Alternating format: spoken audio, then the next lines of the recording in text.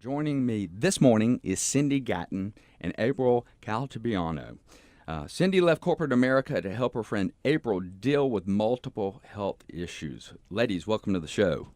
Glad to be here. Well, how did you happen to be in corporate America, Cindy, and leave it and go into advocacy? You know, I've worked in the business of healthcare virtually all of my career. And when you kind of know the ins and outs of a system, you often find that your family and friends call you when they're trying to figure out how they themselves navigate that system. April and I have been friends for a long time, and when she had to deal with multiple health issues some years ago, helping her navigate that system, and then later some family and friends, led me to rethink my own career. You became an entrepreneur. And in fact, yes, indeed. So what were you doing in corporate healthcare prior to being a patient advocate? I was trained as a speech and language pathologist many, many years ago. I left to go into healthcare sales and marketing.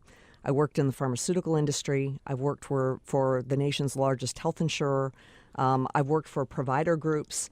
So I've gotten to see it kind of from all aspects. Well, you have a great basis for what you're doing now. You've seen all aspects of healthcare and the money and how it it goes through the system. Indeed. That is, you've seen the insurance component, the patient component, the provider component, being a speech pathologist, which is near and dear to my heart. We actually have a section of speech pathology at the ENT Institute. So I love what you do. April, tell me about what happened to you and why this became an issue in your life. Well, I was a single mom, had 2 kids, and I was raising them entirely on my own. I was not working full-time, and I could not afford private health care at the time. When I first got sick, it was 2001, the very end of 2001. It took 8 months to diagnose what was wrong with me. I went through multiple layers of specialists and doctors and hospitals and tests before we could find out everything that was going on with me, and then I could begin to get treated. The problem is it's multi-tiered. Number one, it's very unforgiving financially. If you don't have insurance, you are really up a creek. I was the healthiest person I knew. I really thought I was on the right side of the odds, not having insurance. And I was wrong. It was a genetic disorder, something that I never would have seen coming. And in a very short period of time, I was incredibly ill. It took 3 years for me to begin to feel any level of normal again or healthy. Well, you've been through a lot, and have you finally resolved the situation? Well, I have a genetic disorder that I will deal with for the rest of my life. Well, chronic disorders, and so you're going to need health care for the rest of your life. Oh, absolutely. And all. Yeah. So you were in 2001, which, again, was before any of this became an issue. But there were issues. People just didn't know about them. Right. And there are going to be a lot of people that are going to be in your position that you were in 2001 currently. We're going to be more responsible for our health care dollar. So what do you think the failures of the whole system are?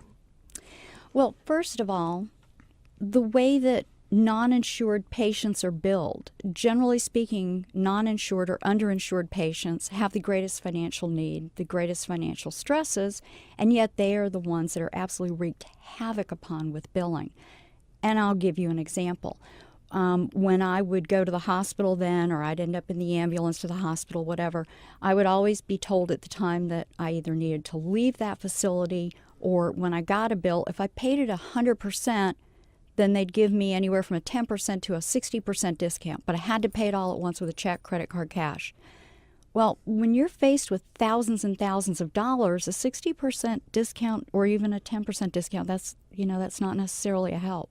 Well, it's not, because we all know that charges are different from allowables. And our listeners over time have heard me talk about that. Allowable is what the insurance companies basically have negotiated with the hospitals or any kind of provider for care.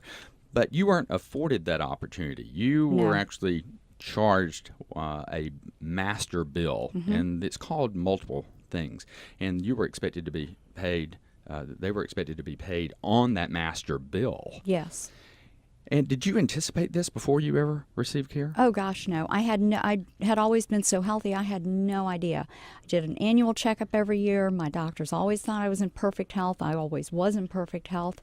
And so this was really, really shocking to me, to be that ill, to be that lacking in energy, and then to have to begin to learn so many things about doctors and lab work and hospitals and billing and my care and my treatment. It was completely overwhelming. It is very overwhelming for patients, and as advocates, we like to make it simple. So yours was not simple, though. No. How many doctors did you see? How many hospitals did you have to go to? I was in 3 different hospitals, all in Atlanta, as outpatient, Northside, St. Joe's, and North Fulton. And I had multiple specialists. I had a cardiologist. I was having female problems as part of it, so a gynecologist.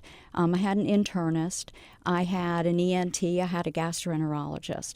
And that went on. Oh, I'm sorry, and a hematologist, right at the top of the list, the hematologist. So I had lots of doctors, and I was having to do a lot to coordinate my own care because the more I relied on my doctors to do it, the higher my bills.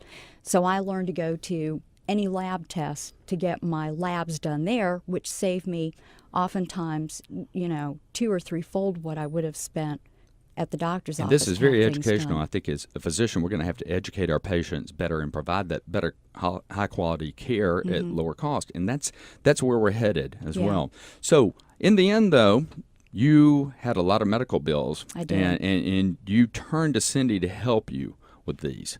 So how did that process start?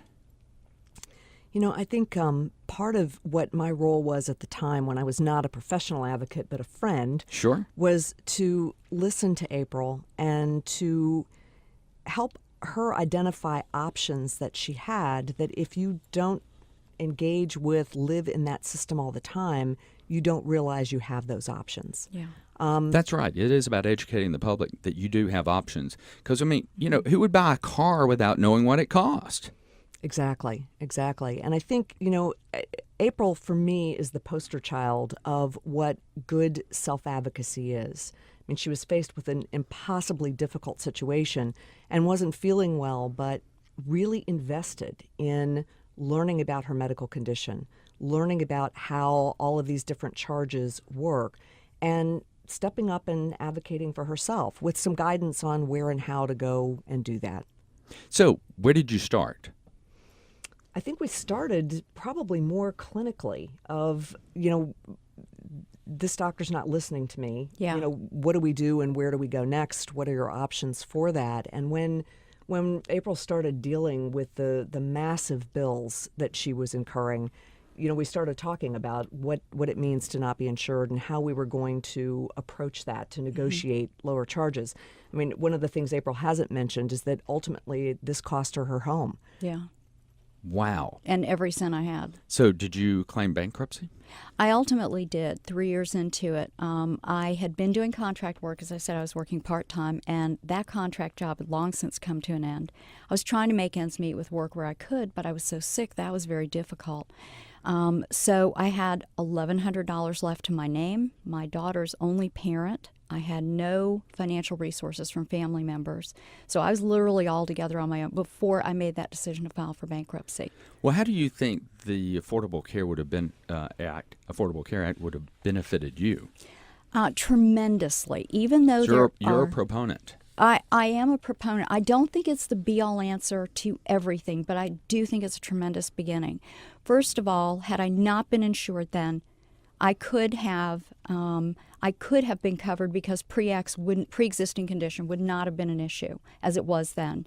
And second, while I may have still had to sell my home to pay co-pays and deductibles, I would not have had to file for bankruptcy. I would have been able to remain responsible for my own financial care as well as my health care. Well, I think it's something that is on everybody's mind because even with insurance, people are going to be out of pocket more dollars, tens of thousands of dollars, and no one really realizes this.